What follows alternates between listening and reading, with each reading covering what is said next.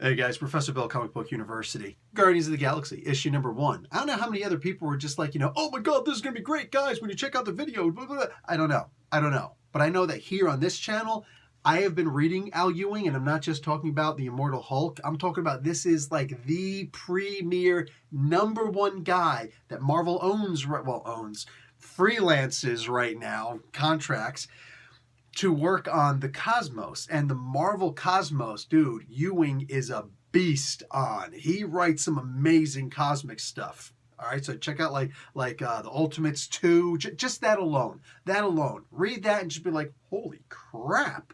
The stuff this guy did is legendary. He is boss, and yes, he is. And now he's writing another cosmic level book. And he's doing some really wicked cool things in here. So check this out, man. The Guardians of the Galaxy are chilling out, and they're actually chilling out on Rocket's home world. They're like, hey, what's up? And there's a bunch of, recalls from the past. They're talking about a bunch of things like, hey, I used to be Ranger Rocket. Remember those days? Yeah, I remember that issue of the Hulk. It was cute. All right, it was cute. Anyway, there's actually a conversation about that briefly. There's also the conversation and a dream of somehow repressed memories of Peter Quill being the Star-Lord. See, nowadays that's been retconned for ever since the movie came out. That's been retconned to the idea that, oh yeah, he's just this guy, and his dad is actually in charge of this empire and whatnot. But realistically, he's supposed to be the Star-Lord, meaning that he's actually the kid who's next in line and stuff like that. And that's really cute. That was really cute because they wanted to depower the guy. But Quill, Star-Lord, used to actually be a big deal. He was a not dangerous like he was a bad guy. He was a good guy, but like he was super powerful before, right? They really brought his power level down. They nerfed him, basically. They nerfed him big time, right? The nerfing of the Quill. And all that happened in, I think it was called Sanctuary. I forget, it was like 4 issues or something like that, where he was in prison, and so was Thanos and a bunch of other characters were in it. It's actually a really cool book, really important book. That's actually where they depowered him a lot. Can't remember the name of the title. I think it was Sanctuary. Anyway, yeah, all that good stuff. And that's also kind of, it seems like that's referenced in here, but they don't actually say it. I guess they're leaving it for people like me to point it out. But yeah, they bring up a whole lot of good stuff from Marvel's past.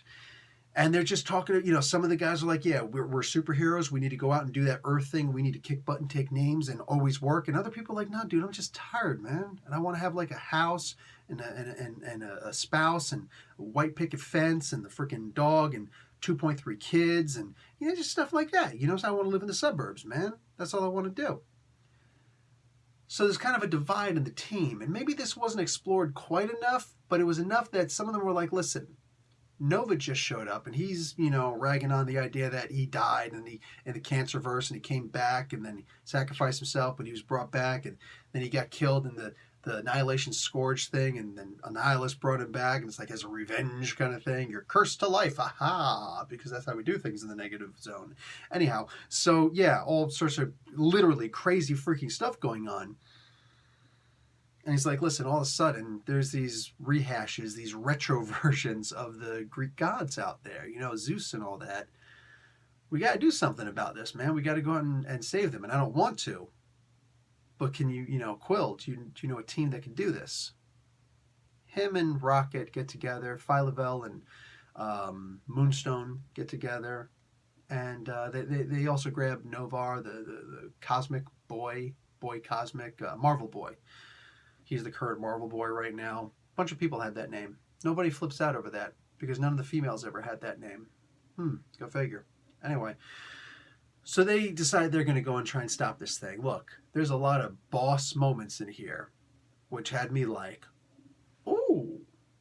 See, Rocket has more of, like some cool, funny moments, some fun moments, and everybody's making fun of each other. There's some exposition in the beginning, but the best part is it's Drax who's actually doing the exposition. He's actually explaining, this is the stuff that happened, in the Donny Cates run and a couple other times in the past, these are the things that happened. And it's like, dude, you're actually having a character explain this stuff. But the fact that it's Drax and I'm hearing it in Dave Bautista's voice with the whole, Drax the Destroyer thing and Guardians of the Galaxy from the MCU, I'm just like, dude, this is perfect. This is Can we actually have Drax on one page doing an exposition of everything that's happened so far from this point forward? Because that's just genius. It was genius, but it was perfectly a part of the comic book. Yeah, I love this. I absolutely love this. This was great, and they were actually having good moments. But as far as those boss moments, holy crap, man. Hey, all this crazy stuff is happening, and that's when Nova is finally like, okay, so then I guess this is us. Then it's us. We're the ones supposed to do this. And that's when suddenly it tells us, like halfway into this very thick book, that it's regular $4.99 cover price, so $1 extra US. Yeah, it's a thick book, dude. And by the time you get to the end of what would be the original book, I think this is a double-sized first issue. That's when it gets into everybody who's involved in this. So that's where I'll get into it now. This issue is called Then It's Us. That great transition, great segue to get into the idea that that's what it was, that this issue is called. I love it. And they say it a couple times. Guardians of the Galaxy, issue number 1. Al Ewing is on script, Juan Cabal on art, Federico Bellini on colors, VC's Corey Petit on letters, Juan Cabal and Dean White doing the letters, whole bunch of people doing the variant cover. I ain't getting into all that. Brah. Some of the moments in this book, like the boss moments between individual people, I'm not going to say that Phi Lavelle gets a great boss moment as far as physicality is concerned, which is a shame. She should have, but it is what it is. She does have a really cool moment here where she says something where I'm just like, damn, girl. Damn, you got it. Do it. Get yours. Like, it was hot. That was fire, what she was saying. Kid Nova, however, all right? Novar. This dude, freaking Marvel boy. This guy had a boss moment. He had a great moment. When he starts talking about your full attention, you'll see what I'm talking about.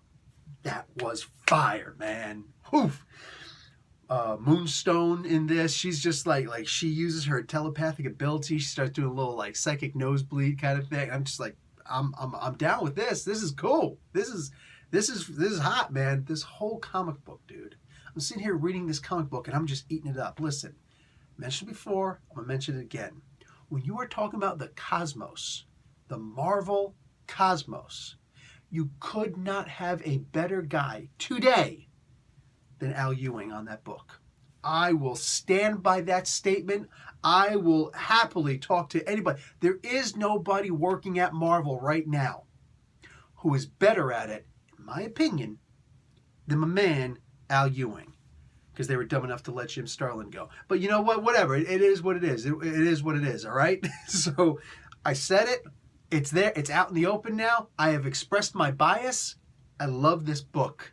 Love this book. And we have got a serious storyline going on where they're using Greek gods, but like wearing leather. They look like, looks like Lear with the shield and lightning bolts. And I'm like, what are you doing?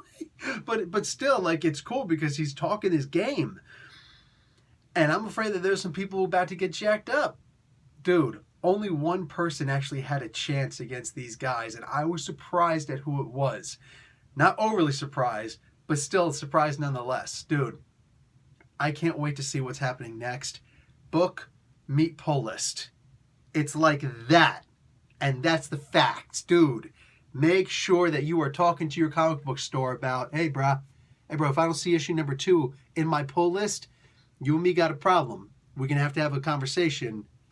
No words spoken. Like that. Anyway, dude, get the book. Get the freaking book. It's awesome. I'm out. Professor Bill, Comic Book University. Class dismissed.